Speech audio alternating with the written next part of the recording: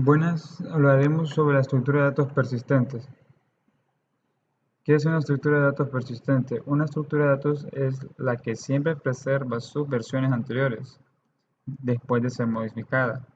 Este tipo de estructuras son objetos inmutables, ya que sus operaciones no modifican la estructura actual. En su lugar se crea una nueva estructura modificada. Podríamos hablar sobre una tabla que tiene sus campos y al momento de ingresar a un registro, no significa por ver ingresado ese registro los campos van a ser modificados, ya no van a ser los mismos campos, así como tal vez tener un nombre, un apellido y la edad. Entonces, si yo quisiera poner en la parte donde está el nombre, el apellido, y en la parte donde está el apellido, el nombre, solo por eso no significa que mi estructura de mi tabla, que ya era nombre, apellido y edad, no significa que la estructura se va a cambiar solo porque haya puesto primero el apellido y luego el nombre. Va a seguir siendo siempre la misma. Eso nunca se va a modificar, a menos que yo lo haga de manera interna en la estructura. Pero de ahí, al ingresando los registros, no va a suceder eso. En la estructura de datos persistentes, no es una estructura que almacena su información en un medio persistente, como un disco duro. Aquí se utiliza un significado distinto de la palabra persistente. Tipos de estructuras. Una estructura es completamente persistente si todas las versiones pueden ser accedidas y modificadas. Si también existe la posibilidad de mezclar dos versiones de la estructura, se dice que esta es confoundedly persistent. Las estructuras que no son persistentes son llamadas transitorias. Aquí tenemos tal vez unos ejemplos como la estructura de Boole, la estructura de estrella, las mixtas, la anillo, doble anillo, la de árbol, malla totalmente conexa. Son tipos de estructuras que se va a ir viendo poco a poco en lo que uno vaya adquiriendo más conocimientos. ¿Cómo se puede lograr la persistencia? Simplemente copiando la estructura completa. Esto puede ser muy ineficiente en cuanto a cálculos de CPU y consumo de memoria RAM.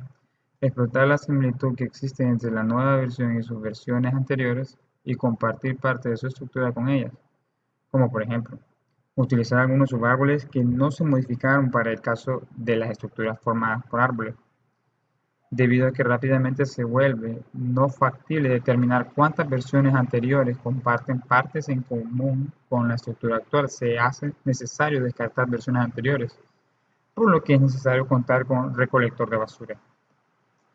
Tres métodos para árbol binario de búsqueda autobalanceable: nodo grueso, copia de camino, una combinación.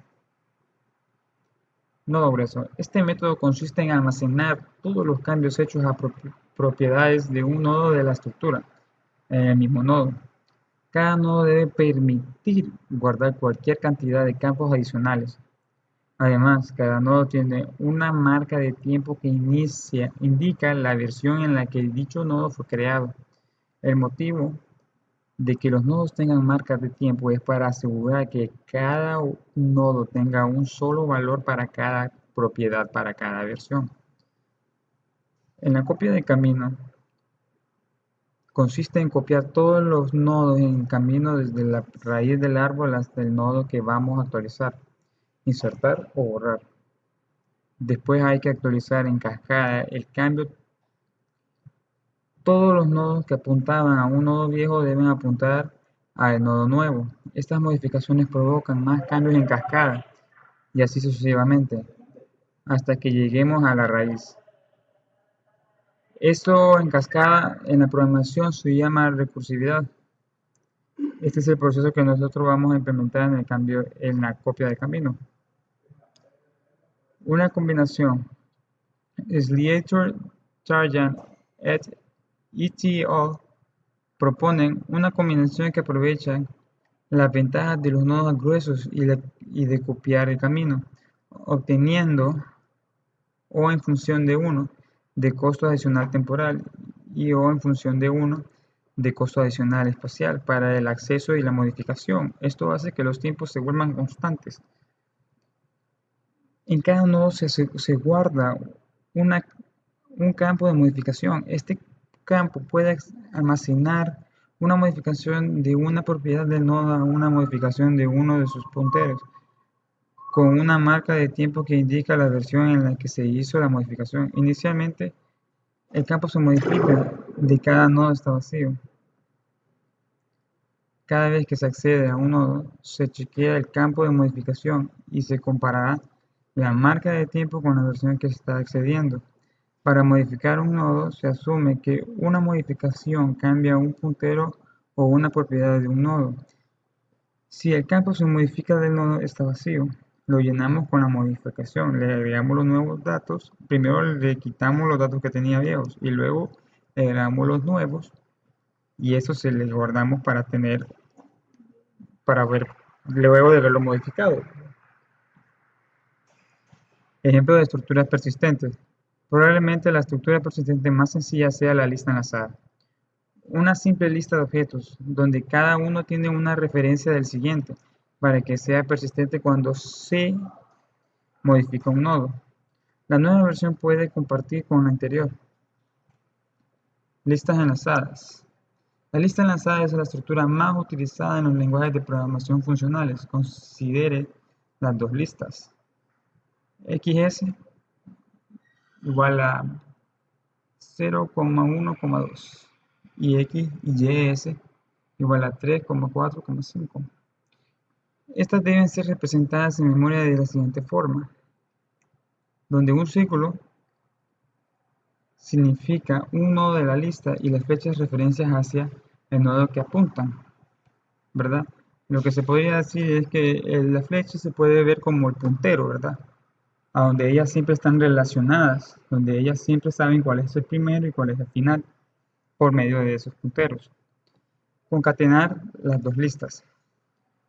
Resulta en la siguiente estructura en memoria. Notar que los nodos en la lista XS han sido copiados, pero los nodos en YS son compartidos. Como resultado, las listas originales XS y YS persisten y no han sido modificadas. La razón de la copia es que el último nodo en XS no puede ser modificado para apuntar al inicio de YS, porque eso cambiaría el valor de XS. En los árboles, consideramos un árbol binario utilizado para buscar de forma rápida, donde cada nodo tiene la invariante recursiva de que los valores de los nodos a la izquierda son menores que su valor y los que de la derecha son mayores.